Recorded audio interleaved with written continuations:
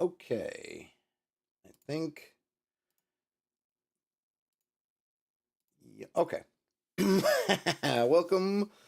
One of the things is so for these impromptu streams, I I haven't been putting the countdown on because I don't know why. Just go live. But in OBS, which is what I use to be going live, um, it just kind of goes. I wish you had like a three, two, one, or something just to kind of give me a moment because I'm never quite sure when when it is actually live. But here we are. Here we are on a happy. Well, it's pretty darn cold in New York City, but it's winter, so you know what? What was one expecting in New York City in the winter? But I'm in the relatively warm confines of the apartment, and someone had. We'll see who posted exactly. Who inflicted me? Oh boy. Okay, so on the Discord, man, I'm gonna butcher the heck out of this. Filet in Fusag. Gosh, sorry, sorry in advance. Sorry, well, geez, sorry after the fact. Sent me this article here from. Okay, it's been updated a few times. Originally from March 2013, so over almost 12 years old. But it's been updated a bunch. Well, last time it was updated was October of 2024 from Red Blob Games about hexagonal grids. And this is a guide. So I guess article isn't the right word. A guide. And I guess I could let people know I'm streaming, right? That's kind of a good thing. So, I went through this rigmarole the last time I was streaming. So I got apologies. Apologies for this as well. Oh, I gotta mute myself. There we go. Got the link. And I shall make a quick post. I'm live looking at hex grid coordinate systems.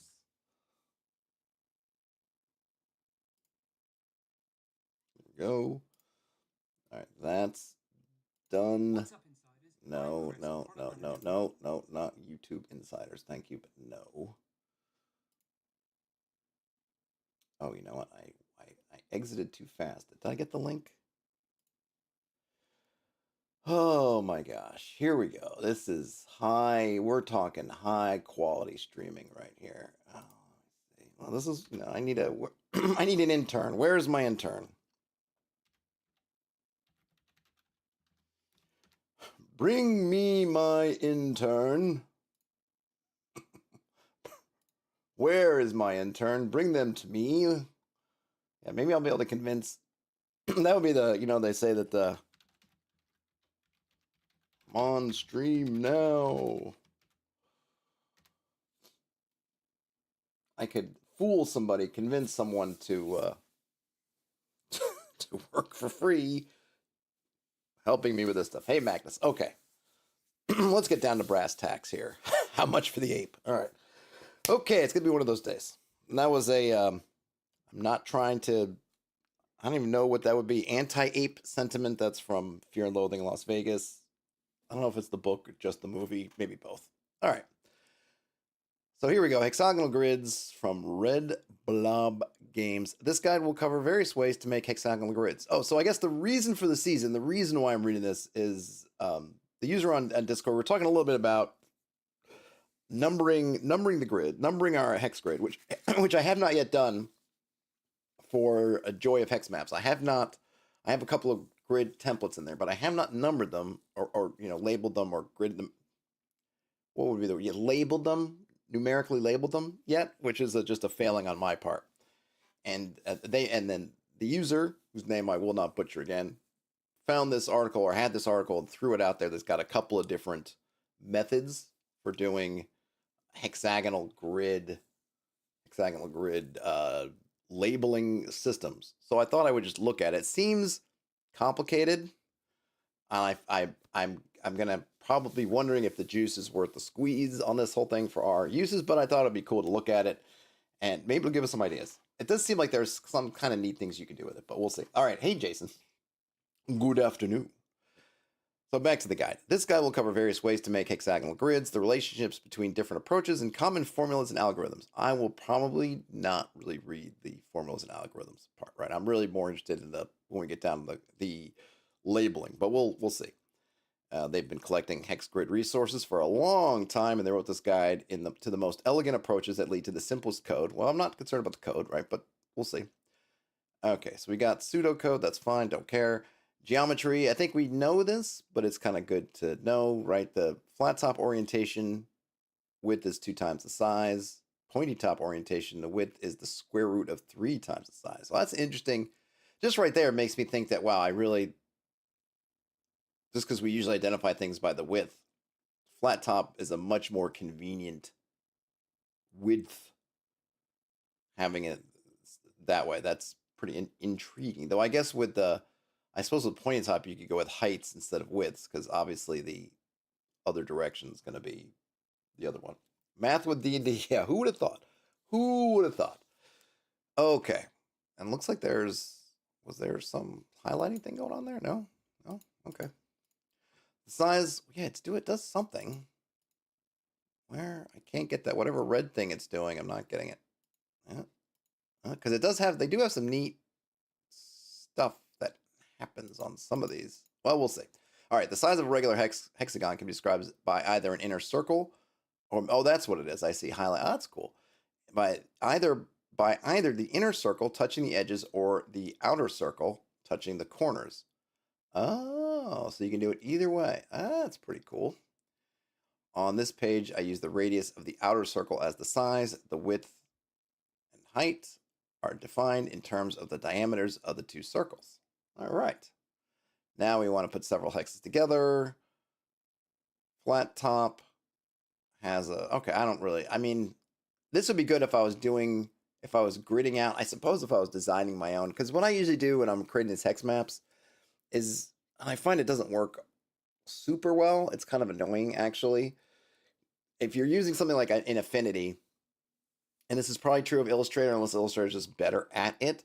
Oftentimes when you do, and I could probably easily show this, like you make a hex in Affinity and it puts a square kind of around, right? You get a square or a rectangle, whatever, that's about, that size. And when you're putting them together, they want to touch the squares, right? But depending on how you have your lines, sometimes getting those lines to line up exactly it's not as easy as it may seem. At least I find that sometimes the way they want to, you can have that, the apps now will do some kind of magnetism to touch edges together, but they don't, sometimes because it's not that you want the edges, in the case of a hexagon, when we're doing the hex, we don't want the edges to butt up against each other like this. We really want them to overlap.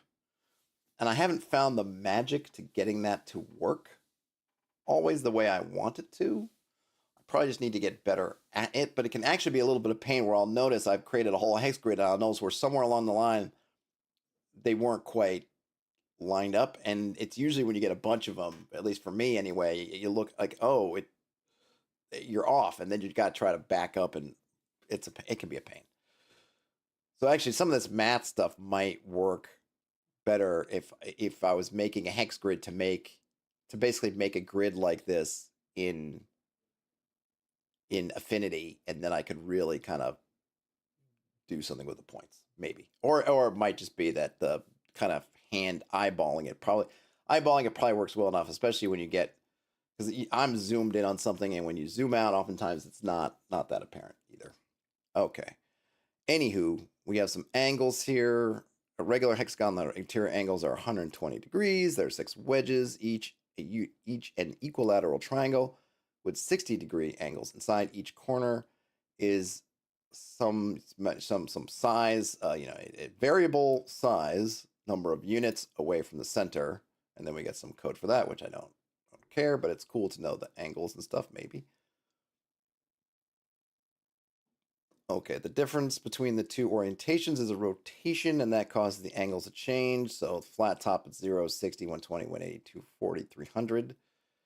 Pointy top is different. All right, that's fine. Coordinate, here we go. Now we're getting to the meat of the matter, at least as far as I'm concerned. Coordinate systems. Now let's assemble hexagons into a grid. With square grids, there's one obvious way to do it. With hexagons, there are multiple approaches. and this person's, their personal favorite is the cube coordinates for algorithms and axial or doubled for storage. Okay. So I guess storage meaning presumably, right, because this is kind of programming focused. So, right, algorithms, obviously, I'm not building an algorithm and I'm not interested in the storage part, but maybe we'll see if that storage also, where we want is something that's easy to reference, I guess, and maybe storage and reference will be similar. We'll see. So, first up, we have offset coordinates, which is basically the kind of thing we see in books and articles, and the kind of the default system, I guess. War games, board games, D&D. The most common approach is to offset every column, every other column or row. Columns are named col, rows are named row, col or q, rows are named r or row. You can either offset the odd or the even column rows, so the horizontal and vertical hexagons each have two variants. So we can see here in this one, the odd R horizontal layout shoves odd rows to the right. So you can see, and this here we get some nice highlighting. So you can see how that zigzag. So this is, row one, or sorry, column one is this kind of zigzaggy pattern. Column two, another zigzag, and the rows are straight across. That's with the pointy tops. Then we have the evens, which it's just a matter of whether you're starting with one offset in the top row or one offset in that secondary row, but kind of similar. I'm not really concerned with the pointy top ones because I don't tend to use them.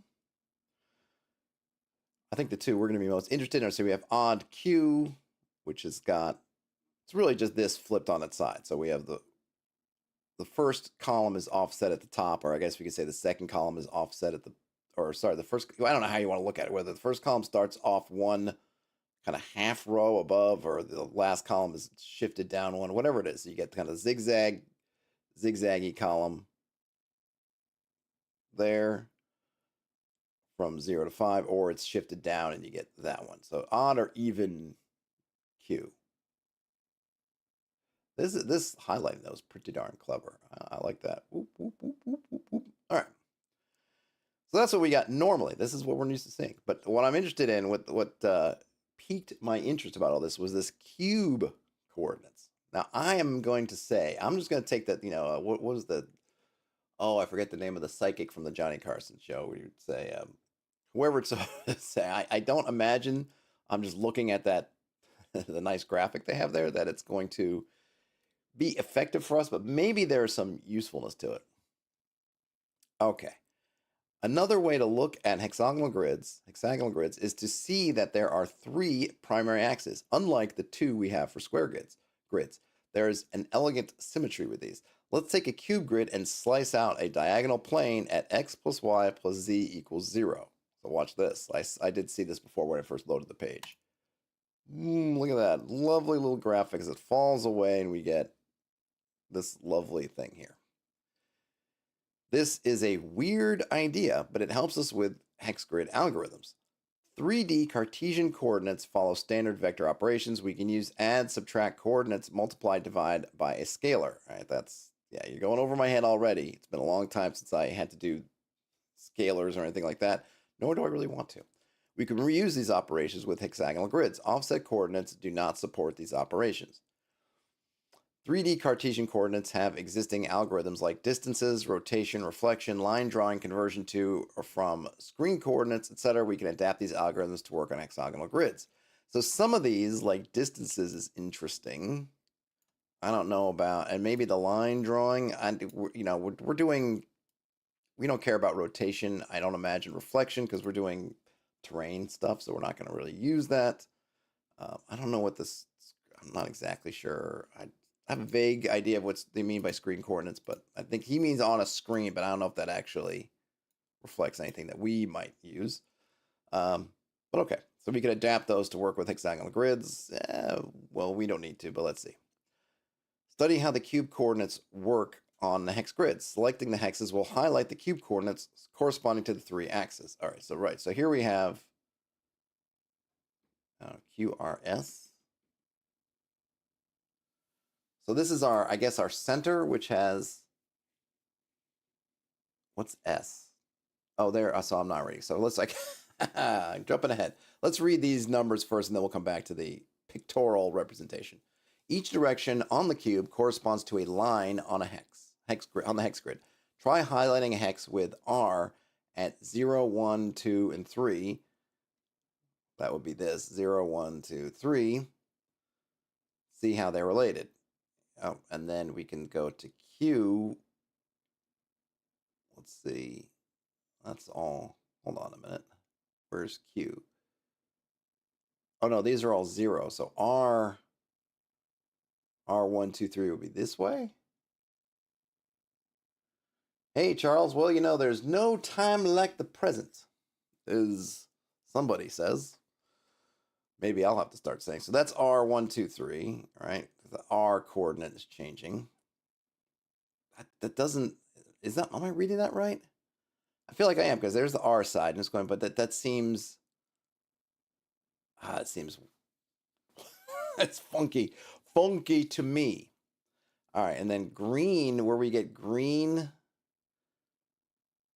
the row is marked in blue. Each direction of the hex is a combination of two directions. All right, hold on. Well, yeah, I see the blue. Oh, I see. They're all going to be blue. Okay. All right. Each direction. Ooh, look at that. Oh, wow. And it does both. I didn't even notice it was doing both images. Each direction on the cube grid corresponds to a line on the hex grid. Hiding, because we have, this is 0. I think I get a little bit more. This is 1. This is 2. This is 3. Okay. Each direction on the hex grid is a combination of two directions on the cube grid. For example, northwest on the hex grid lies between plus the S and minus R. So that's up here. Something like that.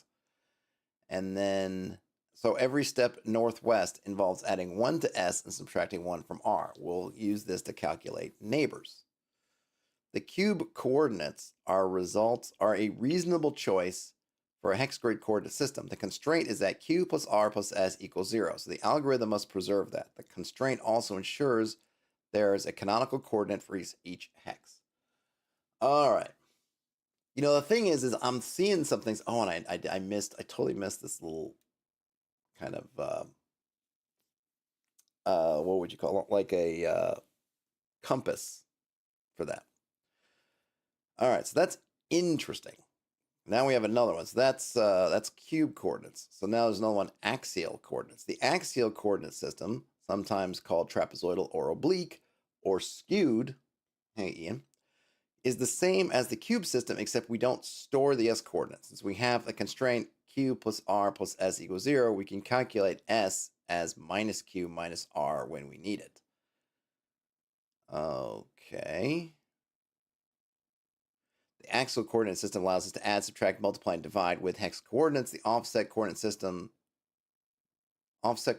do not allow this. That's part of what makes algorithms simpler with axial or cube coordinates. So here, basically, we just have two directions, and we can figure out the third one if we need it by minus. Okay. Okay. But these are all using the pointy top. What if we're doing flat top? Does it remain the same or just shifts? I guess you just turn it on its side.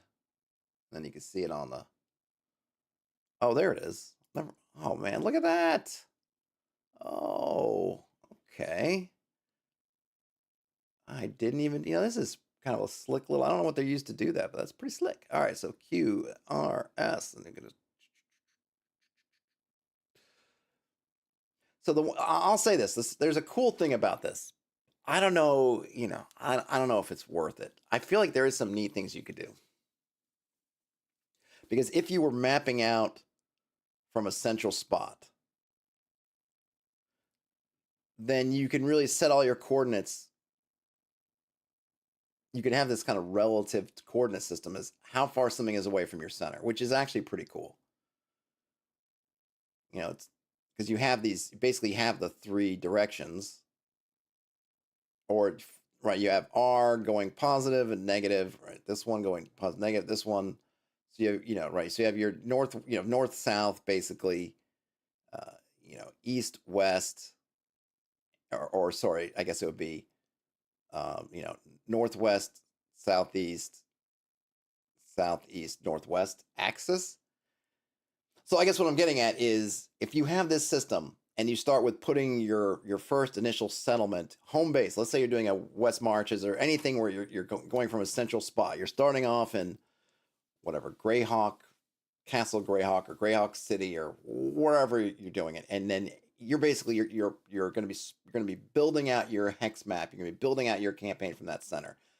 Then you can really do a lot of fun things where you don't have to have to check some big grid around however big your hex map is that then changes because if you start off with a grid that this size and you go A B C D across and 1 2 3 4 5 6 that works great up until you have to add more hexes to your grid.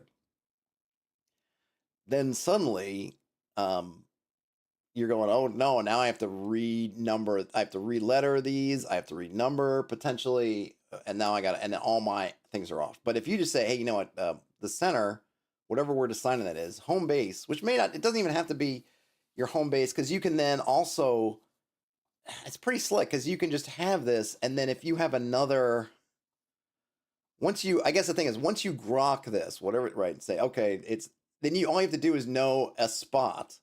And if your spot changes, so and then they make another home base and it's over here, and then you build out there, then that becomes your new center. You're just counting off, oh, it's so many south of here, so many east of there, or whatever. I kind of like that. I have to say, I kind of like that. I don't know if it would totally replace numbering, unless on your big map if you had a big map, you had a couple of it would be almost like you have, Greenwich Mean Time. And why is it called Greenwich Mean Time? Because the British put it in Greenwich and they said, here's where the line is. And they dropped the line. So now everything is offset from Greenwich Mean Time, right? It's kind of a similar thing. When you say, hey, you know what? For this place here, this city, this town, whatever, this location, this is the center. And it really only is for the GM's perspective anyway. Your party's never going to, they're going to be doing everything, presumably not using hex coordinates. But for you, it's like, yeah, this is the center. And then if you have more than one, then you can have more than one. Much like we have, when you see in the time zone, and they'll give you the city that's kind of, this is the city that's sort of representative of the time zone. Then you can have, this is representative of this zone. There's something pretty appealing about that, actually, I have to say. I might need to actually think about that. Like I said, I don't know if I could see it taking over as the main way of doing it, because you're asking folks to change to kind of wrap their brain around a new kind of system. But oh, look at that! You knew to get off the phone since I'm streaming, but it's kind of cool. And then then the other thing I'm wondering is you could kind of have you get some kind of mathy stuff where you have these three things that you can kind of play around with if you wanted to have, we're dicing things out. You could do something like have a couple of D6s or something, and 3 plus 3 minus 3 plus 3 minus 3, so you could roll 3d6 and have something interesting popping up. Yeah, I'm gonna have to. Yep. Yes. Yep. I got some ideas. I already got some ideas. Look at that. All right. Do I even care about Axial at this point? Well, it's the same as the other one where you don't. I figure just have all three of them. I don't want to do the extra. If I can just have the number, then use the number. So I'm not interested. So then the last one we have is doubled coordinates. Although I recommend axial or cube coordinates, if you're sticking to offset coordinates, I could consider the doubled variant. It makes many of the algorithms easier to implement. Instead of alternation, the doubled coordinates double either the horizontal or vertical step size. What? It has a constraint, columns, parenthetically, columns plus rows. What is that? Modulus? Is that divided by? What is that percent? I forget what the %2 thing means. Is equal to 0. In the horizontal, the layout, it increases the column by 2 each hex. In the vertical layout, increases the row by 2 each hex. This allows the in-between values for the hexes that are halfway in. Oh, okay. So you go, oh, I see. So you do this. So you have 0, 1, 4, 6. Okay. 1, 2, 3. Yeah. All right. So you have 0, 2, 4, 6, because it kind of jumps like that. Interesting. So that does mean you could get some values if you want it. Well, no, I guess because 1, 1 ends up being there, right? Then 3. What if you wanted 1, 0?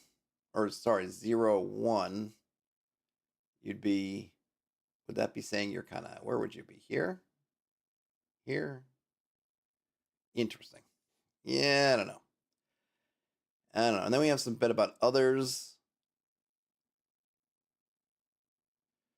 And here's a table of what they recommend. I don't know. What do you recommend? Our recommendation, if you're only going to use non-rotated rectangular maps, consider the doubled or offset rotation. Okay, so coordinate conversion, that's fine. I don't need those. Neighbors. So what if there's anything interesting about neighbors we can see? Given a hex, which 6 hexes are neighboring it, as you might expect, the answer is simplest with cube coordinates. It's still pretty simple with axial and slightly trickier with offset. We might also want to calculate 6 diagonal hexes. All right, so this might be interesting. So in cube coordinates, moving one space in hex involves changing one of the 3 cube coordinates by +1 and changing another one by -1. The sum remains 0. There are 3 possible coordinates to change by +1 and 2 remaining that can be changed by -1. This results in 6 possible changes. Each corresponds to one of the hexagonal directions. The simplest and fastest approach is to pre-compute the permutations and put them into a table of cube. Yes, cube. Okay. But the results in 6 possible changes. So that is nice because that's a 6-sided die right there, pals. So I wonder if we could figure that. I probably could figure that out. I'm not gonna go through the math. We got something like that. Sure. Axial opt. All right, I'm gonna kind of skip those. But the neighbors thing again, it could be. The neighbors thing is interesting from a random. If we need events to occur, and we don't want them to occur in. Let me see. Where's the cube? So if we have some events, oh yeah, we get 6. It's this I guess is the same as just rolling. In our case, it's do we need to do that? We kind of could just roll 6 because we're not doing. But it is kind of neat because you could. I guess what I'm thinking is you could have this. You could have some kind of modifiers attached to it, and then if using the numbers, using the math parts, I think if you're going to chain dice and do things, you might have some ways of doing it. But of course, you say 1, 2, 3, 4, 5, 6. But it is kind of cool that you get this nice, like, oh yeah, we get 6 possibilities. But that really just has nothing to do. In normal purposes, you'd have 6 anyway. If it's not going to be in the center, then yeah, you have 6 possibilities. Which do we need the extra cubiness for that? Probably not. We don't. But is there anything else interesting? Oh, and here's might be. So diagonals. Moving to a diagonal space in hex coordinates changes one of the 3 coordinates by 2 and the other 2 by 1. So here you could say if you wanted to get a diagonal, there's 1, 2, 3, 4, 5, 6. Oh, that's interesting. Oh, look at that. It's highlighting the bit. That's pretty cool. All right, that's got some interesting things too. If you rolled a 2d6 kind of thing. I'm not sure how I would do that, but that's pretty slick. And then distances, since cube hexagonal coordinates are based on 3D cube coordinates, we can adapt the distance calculation to work on hexagonal grids. Each hexagon corresponds to a cube in 3D space. Adjacent hexagons are distance 1 apart in the hex grid, but distance 2 apart in the cube grid. Hey, Brian says the numbers, man. Yeah, exactly. All right. Hold on. Adjacent hexagons are distance 1 apart in the hex grid, but distance 2 apart in the cube grid. For every 2 steps in the cube grid, we need only 1 step in the hex grid. Oh, okay. I don't think we're gonna. That sounds like it's beyond what we're doing. Skip. Here we go. Line drawing. This is an interesting one. All right, because this is another one. If you want to have like the enemy is invading and you're on a line, Obviously, you can just draw it out, but is there like a super easy? Because I'm wondering with the math stuff, if it becomes something we can sort of table or turn into a kind of a roll some dice equation kind of thing. All right, let's see what they say. Leave me alone. All right, how do we draw a line from one hex to another? I use linear interpolation for line drawing. Evenly sample the line at n plus 1 points to figure out which hexes those samples are in. First, we calculate n equals 9 to be the hex distance between the endpoints. Is that because, oh, look at that. Oh, wow, man, this is pretty slick. Boom. N equals 11. Yeah, that is pretty cool. N equals 11 is, okay, and then evenly sample n plus 1 points using linear interpretation. Oops, each line will be a, all right, yeah, I don't think I'm going to need that, but it's kind of cool. Brian says 3D cube grids. Joined late, and oh boy, does this not make any sense to me. Looks like a cool tool to play around with, though. Well, it's not really a tool so much as he's trying to explain. There is some neat stuff. I will say you have to go back up, but the neighbors as kind of intriguing to me. Really, this part, because I just didn't think about it. Like, oh, okay, that's another 6, and there's math to it, but you'd have to go back to see me working through it. But this. The cube coordinate system over here is actually kind of intriguing, Brian, but I need to do some more thought on it, but it actually is kind of cool. All right, so we got line drawing, we got that. Yeah, that's going to be beyond me. I was thinking if there was some easy way to be like how many. So if you're offset, yeah, there's an offset somewhere. Probably just about the center. Ian talks about running pathing algorithms for all the NPCs. Yeah. No, thank you. All right, so movement range. So here's another one that might be interesting. Movement range. Okay. Given a hex center and range n, which hexes are within n steps from it? We can work backwards from the hex distance formula. Distance equals. All right. All right. I don't feel like we need to do that either, because isn't it just. It's just 1, 2, 3, 4. I feel like for the math, this is the interesting thing, right? This stuff is really cool, and if you're writing programs, you need to math this stuff out.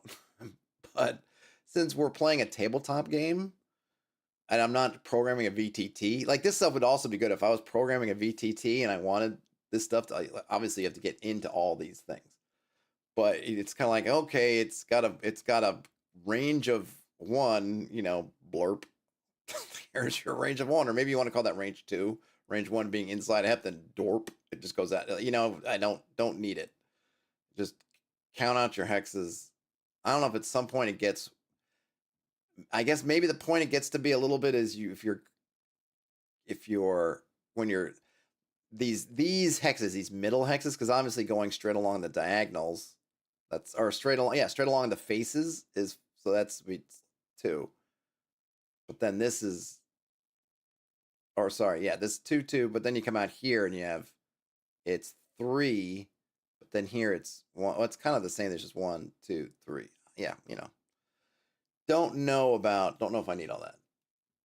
Well, this Jason says, talking about getting into the weeds. Well, now that I'm on this channel, I can get as far into the weeds and not worry about losing everybody. Everybody can be lost. It'll all be fine. Interesting mathiness. I'm thinking don't really need it. Here's another one, intersect. But all this stuff's cool. And this is where if I was a more mathematically minded, there might be some ways to dice this out, to make it something where it's like you could put on a table or something. It was like, oh, okay, that's kind of cool. All right, you could table it out. The intersecting ranges might be interesting.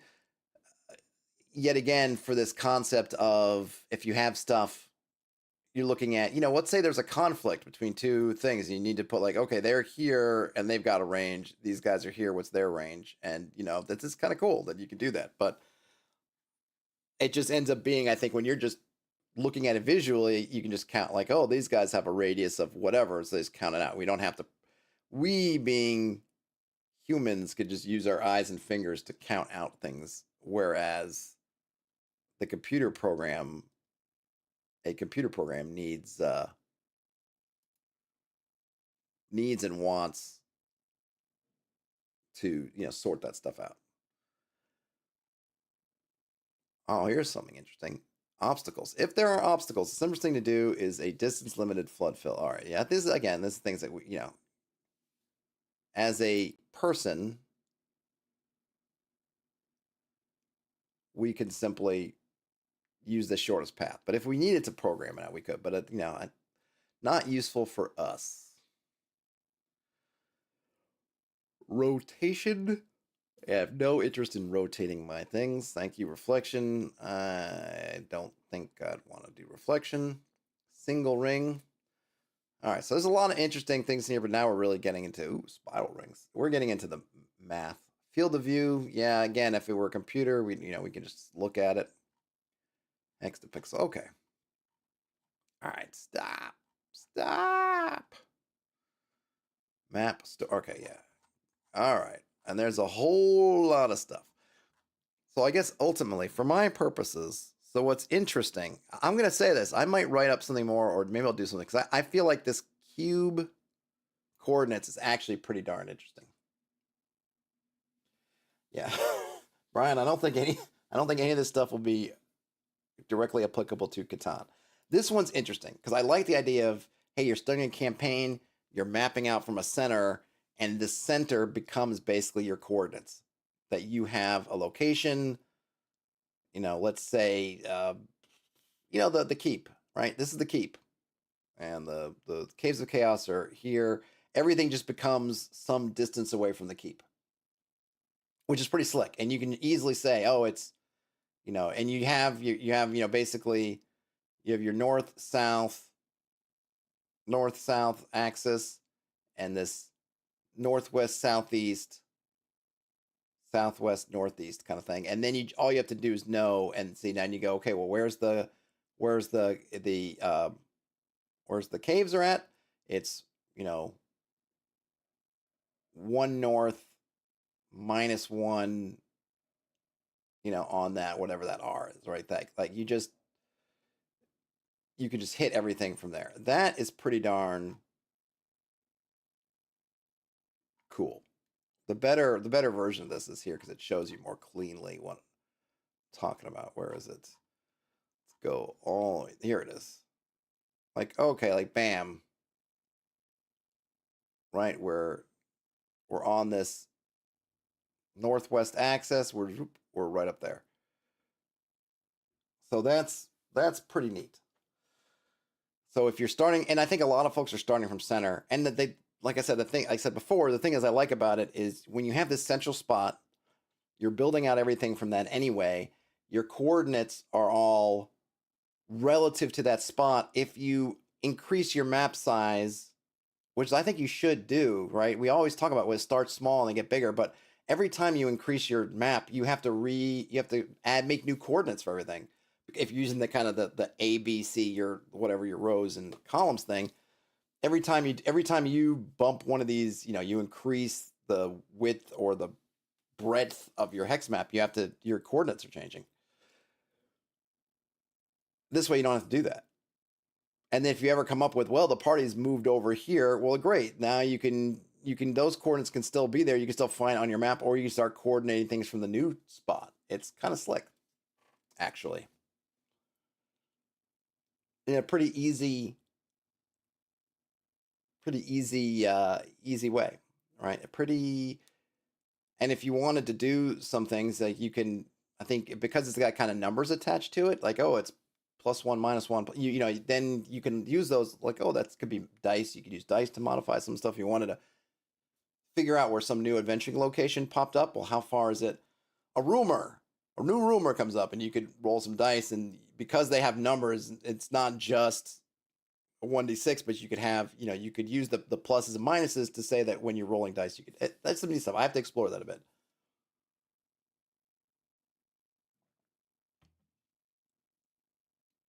But it's cool.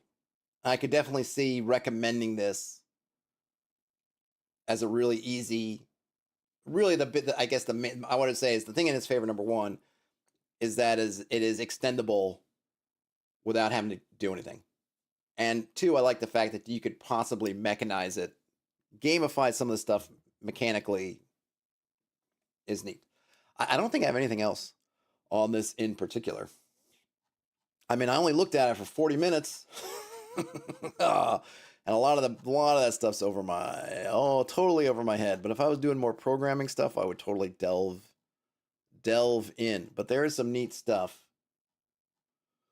There's some neat stuff in there. Okay.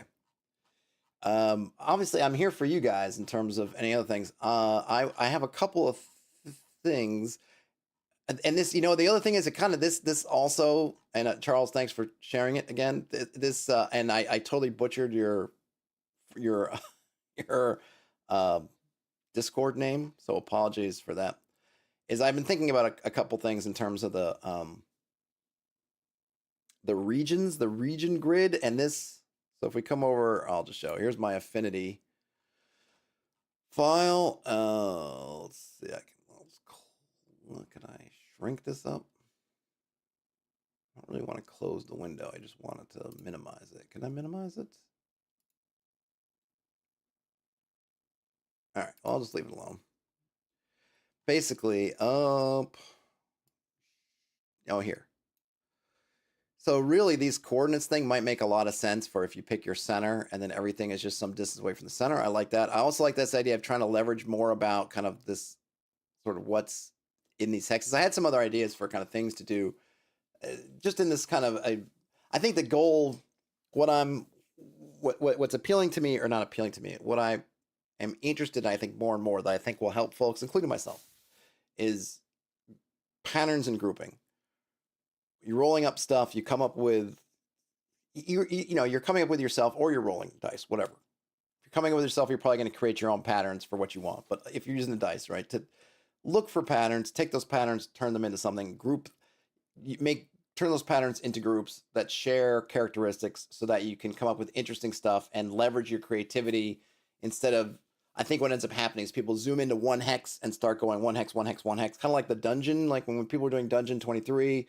And I think in my Dungeon 23 helper doc, I tried to do something similar where I was thinking, hey, why don't you look at things holistically a little bit, zoom out, say, what is this area? Then zoom into the area and say, okay, what are these things? As opposed to doing just each room. I think the same thing with hexes.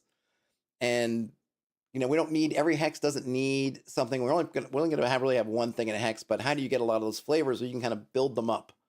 You have the flavor of this whole region. Where is this? What is it? I end up being 120 miles wide. There's square mileage. I think it's over 12,000 square miles, something like that. I did the math somewhere. Like 100, like it's like 12,000 square miles in here. Okay. And then we give it a name, example, like Appalachia. Okay, great. Appalachia. I don't know how big Appalachia is. You could probably look it up, but it's probably, if I looked up,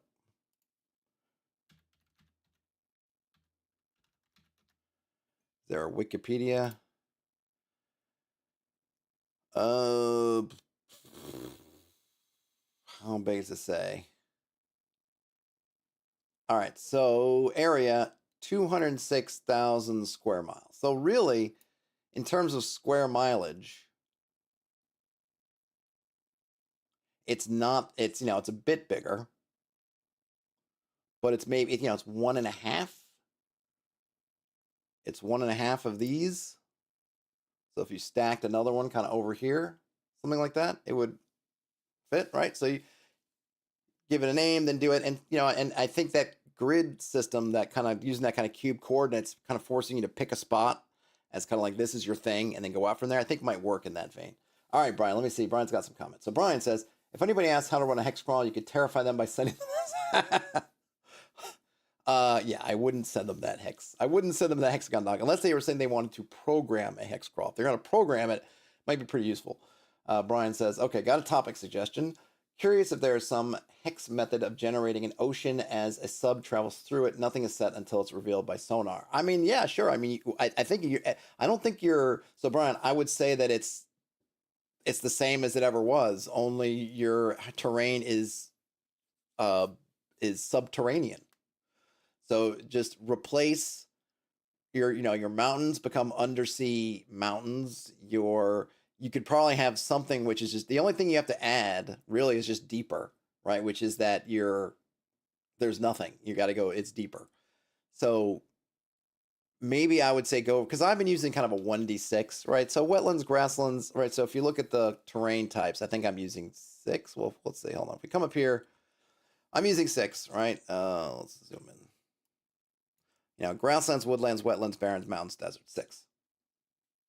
Well, wetlands in the ocean just ends up being more ocean. So you could just say open ocean, open, deeper. Then you could have grasslands could be some kind of reef or maybe just seafloor. Woodlands, whatever, barrens could be cliffs, shelves, things like that. Mountains, or maybe desert would be just, and so you just come up with some that match up. But I don't, you just you don't have to measure, right? You're a sub in the ocean, so the constant's going to be ocean. So now you're just talking about the features that are in the ocean. So you just come up with a number of features that make sense to you, and they don't have to be super specific. Maybe whatever you have, shoals and reefs and those things could kind of be one thing, right? And your mountains and kind of those sorts of tectonic geological formations would be one other thing.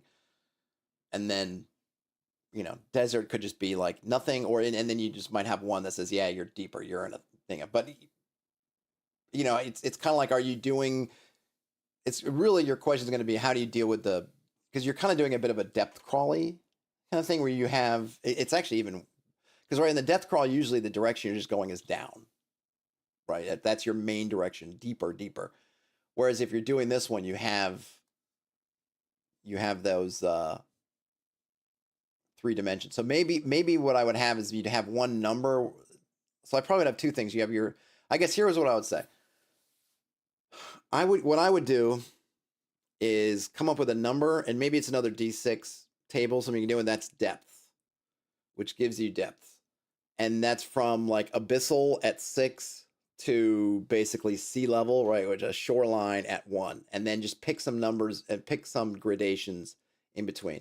And I might look on an oceanographic, some kind of chart, and see if they have, because I'm sure they have some depth. And we don't need to be exact, but something to give some character and a little thing to it.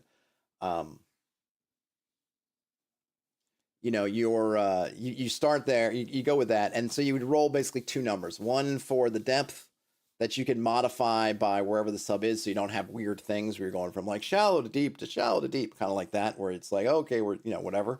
But you could also, if there's some interesting thing that suddenly it goes shallow again, that's kind of cool. And if you're assuming we're playing some kind of fantastical, whether it's, not fantasy necessarily, but fantastical. In other words, there is stuff like Ian mentioned, like Atlantis might be around, then maybe you do have some weird change in depth that could happen.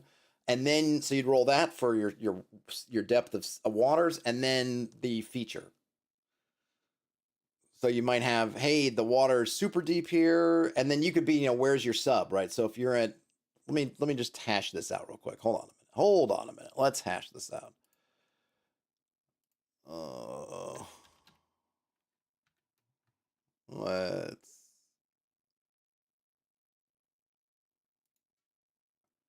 I don't need that. What I need is, I'll just go here. Whee, my huge thing. All right, let's hash this out. So we're gonna have some water depth. Oops.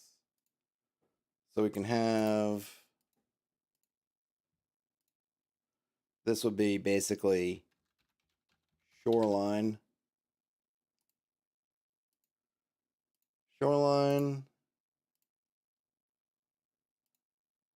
Ugh, no.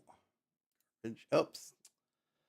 All right, let's do this. Here we go. All right.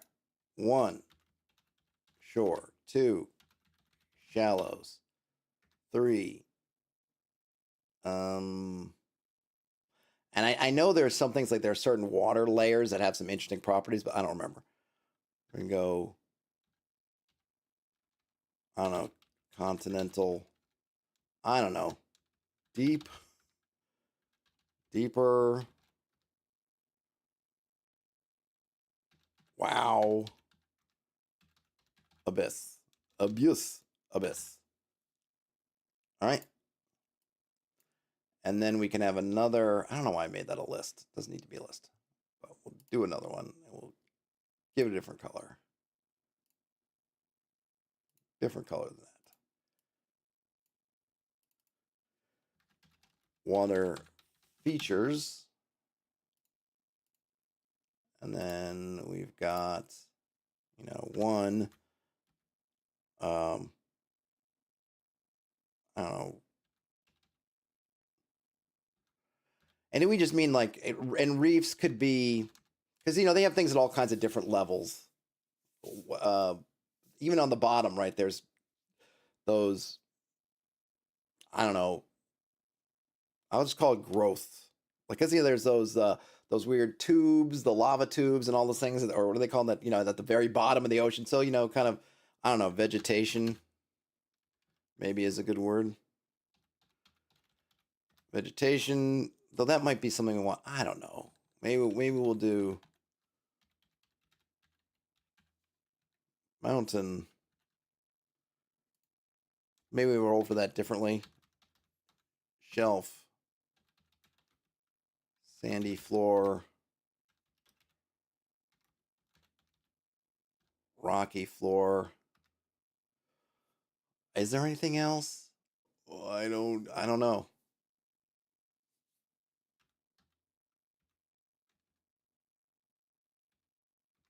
I don't know. I'm trying to think of what else they could be.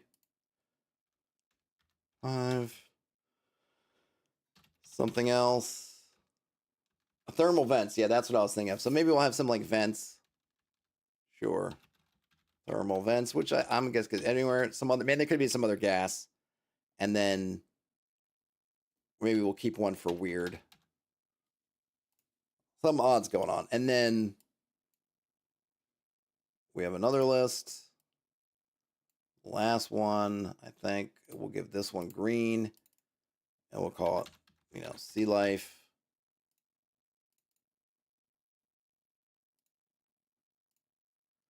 One, none. And we could probably do 2, none.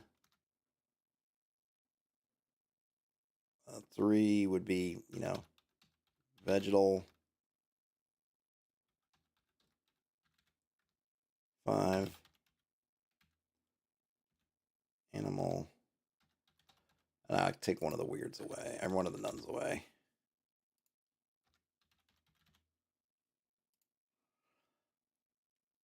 Something like that.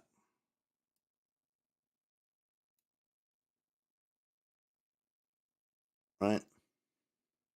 And then if you wanted to even, so you'd roll 3d6. And then you would pick water depth, features, and stuff. So if we rolled some examples. What the heck? Rolled some examples. Ooh, look at that. Examples. We might get, I got some 3D. I got 3d6 right here. We might get, all right, I got 2, 1, 3. So rolled 2, 1, 3, which gets us 2 shallows, sandy floor, vegetal life. Right? I think that's pretty cool. And you could probably order these, so maybe mountain ends up at one end, and that if you want to make it. So I think with tables, it's nice when they have some way to be modulated, so you can do things like add bonuses or penalties, or make advantage, disadvantage if you want to roll 2 dice. So I probably like this one. Obviously works from shallow to deep, so I might have something like, I don't know, something all the way up to weird, and maybe this one works the same way: none, vegetal, animal, weird, kind of thing.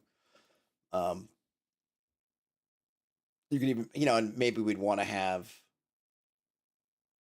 actually, if you wanted to do,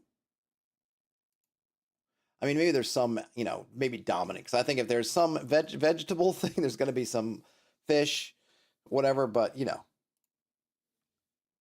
get my drift. Something like that. And again, you could play around with how you want those numbers to work.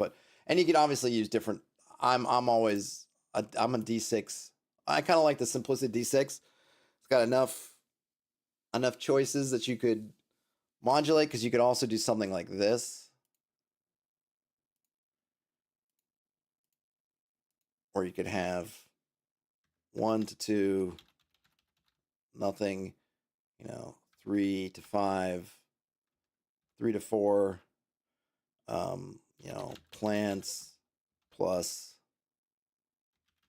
small animals, 5 plants plus, large animals, 6 strange. Like, you can kind of have, it's got enough kind of modulation if you don't want to come up with 6, but and here we're doing the same thing: 2 to 3, 4 to 5, and 6. You can play around with these a bunch, and of course, if you start adding modifiers, then you can say, like, okay, if you're in the shallows, maybe you add 1 to that. Maybe you put weird at the bottom, so that it's in the abyss, you're more likely to get nothing or weird, right? So you could kind of set those up to kind of help. So 1 to 2 is 1 is nothing. Maybe 2 to 3 is, or 1 is strange. 2 to 3 is nothing. 3 to whatever is plants and animals. Because I guess maybe in the ocean, maybe most of the animals, there's not really a distinction, I guess, because you would have large animals kind of everywhere you have the regular animals. I don't know. But you figure it out how you want. Of course, we're talking a fantastic right now. We're not trying to be Richard Attenborough's Planet, Ocean, the game. So we can riff along with it. But I think you get to me anyway, I think with the D6s you get up. But I would do something like that. You roll for your depth, roll for your features, roll for your sea life, and then again you could modulate it, because there's not only how deep are you, but if you're in the abyss, if we were to roll an example and it's something weird, but it's all the way down, like the water goes all the way down to this abyssal layer, and that's where the weird thing is. But you can also play around with this, because where's the vessel operating? You can be at the I guess this would be at the surface, basically. Surface, shore. If your sub is operating up here and you're in the same hex with something weird in the abyss, you might not even be able to detect it unless you have really good instruments, right? Because your instruments might only say, because you can do something, say like, well, what do my instruments do? If my sonar has a rating of 2, what does that mean? Maybe it means that I can go 2 hexes out in any direction, but also 2 deeper. So if I'm at the surface and I'm using my my sonar 2, it's only going to show me what's in that deep layer of this water. And if there's nothing there, because this goes all the way down the abyss, then I'm not going to see it until I decide to go deep and find out. Right? All I'm going to know is like, yep, the water keeps going down. You have not yet spotted bottoms, or whatever they would say in nautical speak. Terrence says, Mutual of Omaha's Wildlife Encounter Table Kingdom. Hey, that works for me. I would play it. I would absolutely play that. Anything else? What else we got? Anyone got anything? Any follow-ups, Brian?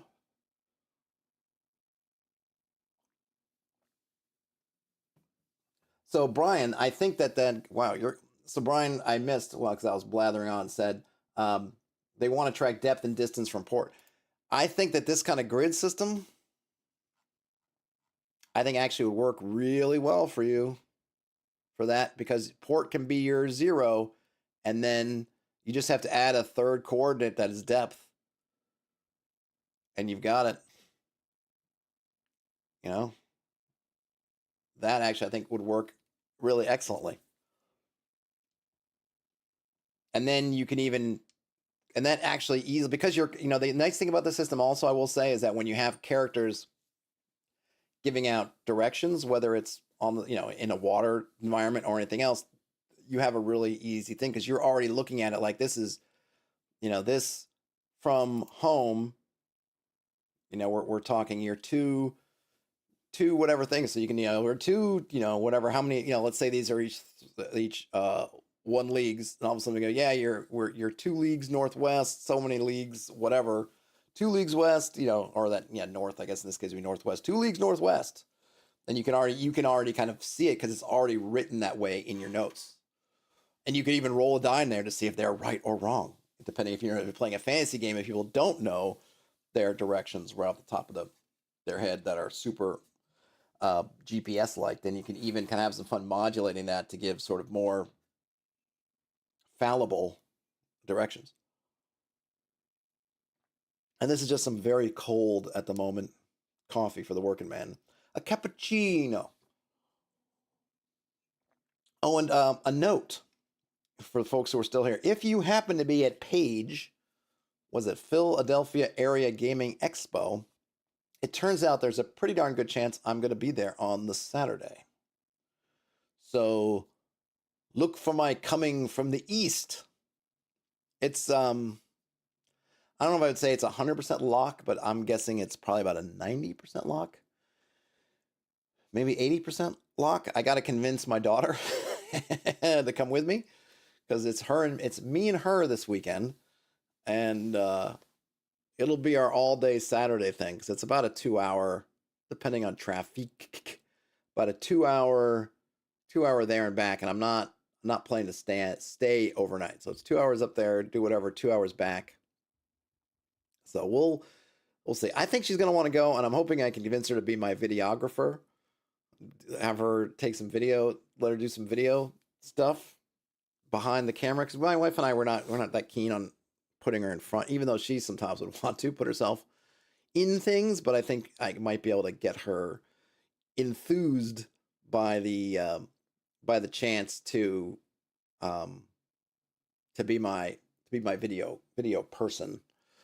So we'll see. So I don't know if anybody's planning to go to Page as it's known, but it looks like I'll be there. It's kind of a last second thing. Oh, another thing that happened. Actually, here I'll do a little. Hold on a minute. There are some Brooklyn gaming folks that there's a if you're in the Brooklyn area, there's a Brooklyn gaming Discord, and I'm in Brooklyn. And they, for the first time, got together to do a kind of a meetup. I think I might have mentioned this. I probably talked about it in a stream, but maybe I didn't.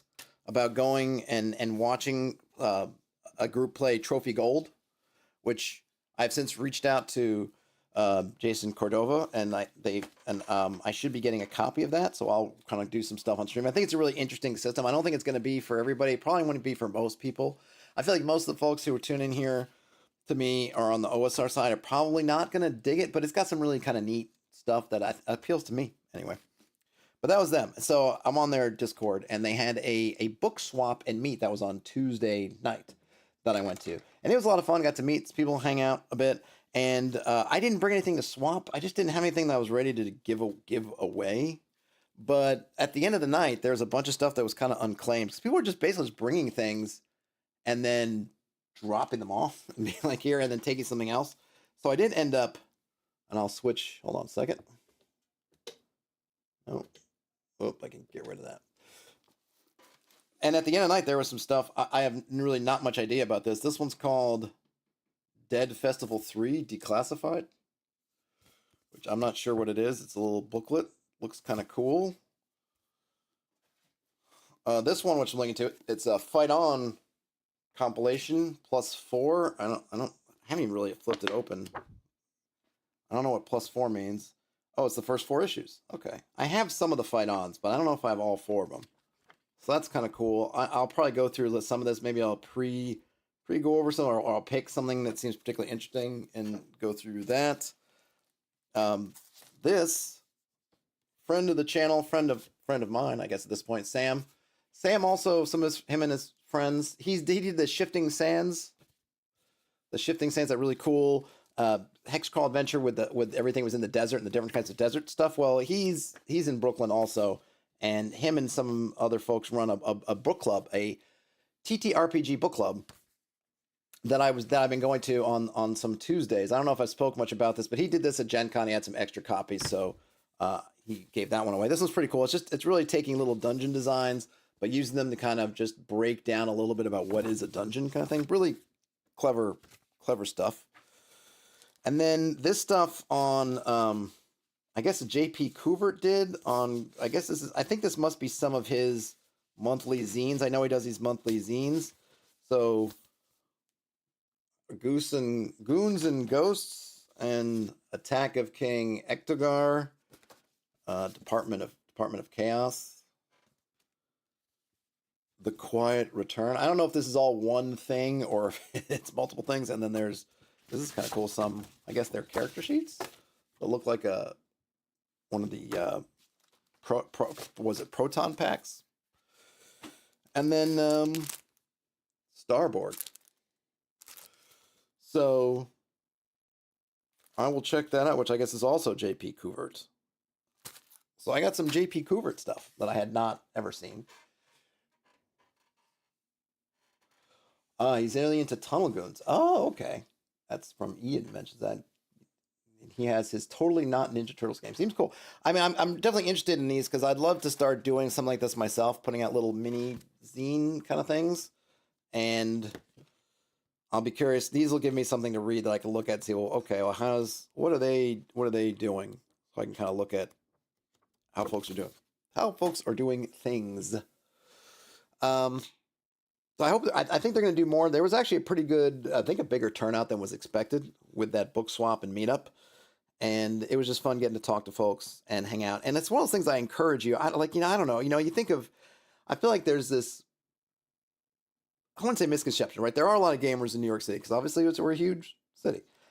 But up until recently, I hadn't really run into them. I mean, yeah, I ran into Daniel and we're friends now. Made friends with Daniel and I'll do things with him. And I got game night with Daniel tonight, in fact. But it seems like maybe because we're so spread out and there's so much going on, you don't find a lot of connectivity. But I would say the book swap kind of meetup was really fun. And at some point when I have some stuff that I'm like, I don't want to look at you anymore, and I'll swap, I'll bring some things into swap, or I finally got rid of my last Staples copies of my adventure, my Office Max, or was it Office Max I printed? Was it Staples or Office Max? I don't remember where I got it printed out. So I was able to unload those on some unsuspecting strangers. But it's really a fun thing. And I would recommend, just throwing something together, putting together a Discord, something, seeing if you get some folks to show up, and then just kind of coming up, hanging out and see Terrence. This is my point. Terrence says, man, I wish there was something like that here. But the thing is you might need to be the maker of the thing, but there might be the people out there, because I didn't realize it took me going to Arcane Con in Massachusetts to run into people who were right from where I lived who are into gaming. And there might be more folks around than you think, and look, some folks traveled, weren't that close, who, because they had a friend or somebody or whatever who came, like someone in Jersey and Long Island. And so some people traveled a little bit. It's not like everyone was just like, oh, we're all 5 minutes away. It wasn't like that. It wasn't like us in our neighborhood. People traveled a bit. So you might find that people will come. If you have it, it's not too often. Tuesday night's probably not the ideal night, maybe, but also it is, because you're not impinging on people's weekend time. And if they work, maybe they're closer, they don't live in the city, but they work in the city, so that they're getting there, right? There's pluses and minuses, but definitely something to think about. You may need to be the change that you want to see, Terrence, and throw it out there and see if you can get it. And maybe if it's longer away, maybe you make it a weekend and make it, you find a day that'll make it easier for people if they really have to motor, but people might motor. Hey, Inkpen. Yeah, I'm about to shut her down, Inkpen, but appreciate you joining. And there's some fun stuff. It's a bit of a ramble, but this is what these streams are for. If I can't ramble, then what the heck am I doing? Yeah, actually, with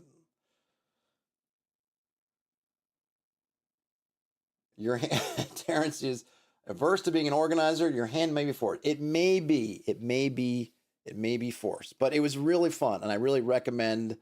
I mean, yeah, I didn't have to put my own time into it, but I came, and I definitely would, if they needed volunteers for something, I would totally volunteer something. I just didn't have to. Somebody else did. But yeah, it's really good. And sometimes it is nice when somebody else can do all the work. But I think sometimes we can make these things happen. And I think this was kind of a surprise for the Discord and sort of but it's a fun surprise. Like, wow, like a bunch of people show up. And yeah, if they, you couldn't host it probably not even every week, but once a month, maybe once every other month, have one of these. It'd be a lot of fun. This one was a lot of fun. And I think that's about it. Oh yeah, and I might start. I think I got to talk to Sam. So I mentioned Sam, Shifting Sands, Reddit's working on other stuff. His book club was also on Tuesdays, but they weren't having a meetup because it's kind of every other Tuesday. But it looks like they're going to be changing dates on me. And so much stuff seems to happen on Thursdays, which is, would be today. They're not, but today is the one day in the week that I categorically won't be able to go to anything unless something odd happens, because this is my one in-person game night.